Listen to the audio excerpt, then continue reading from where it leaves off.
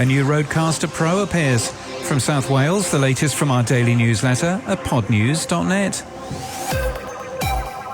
Rode is to release the RØDECaster Pro II, an updated mixer, according to a leak reported by Michael Sterling's Sterling Clear Audio. There's also an app planned for control of the sound pads. The product was listed on a New Zealand website for a short time. A full launch is likely within the next week.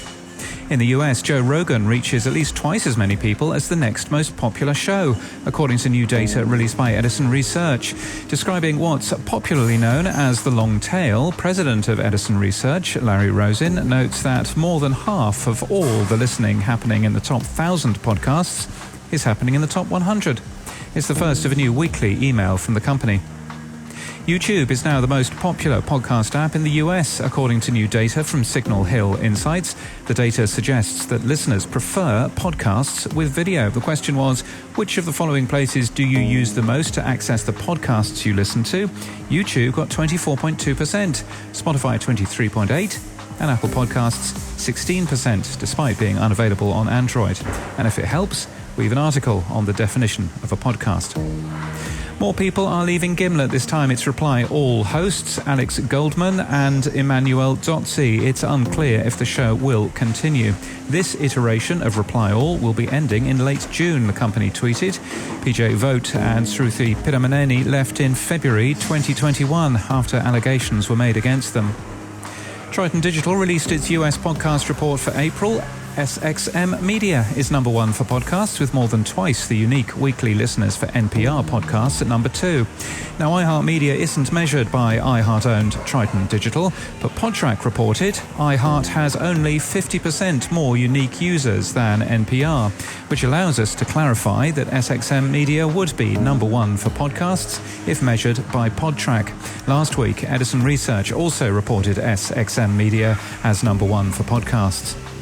Showing commitment to podcasting, Substack is opening applications for a month-long immersive workshop called the Summer of Sound. Applications start on June the 9th. Veritonic has launched audio attribution to its campaign performance suite, which helps track and measure audio ad performance across any app, hosting platform or listening device.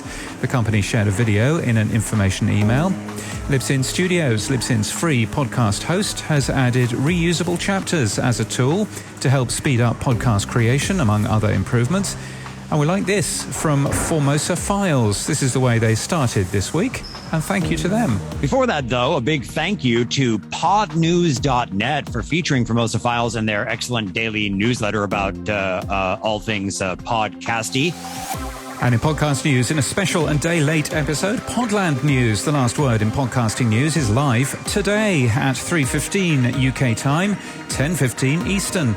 I will be in Sam's studio in the UK. We're joined by Bloomberg's Ashley Carman, who won't be. Expect a roundup of the week's podcasting news and mentions of our sponsors, Buzzsprout and Squadcast. The Future of Media Explained from Press Gazette is a brand new podcast explaining one topic or theme which news industry leaders need to understand if they're going to get ahead. It's new from the New Statesman Media Group.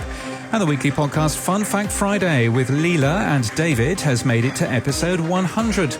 The show is made by Midas Media and co-hosted by Leela, who is 12 years old. The show shares new fun facts every week, so here's our own fun fact. We're told Leela listens to the Podnews podcast every day on the way to school. Well, we hope it's a better listen than breakfast radio, and congratulations.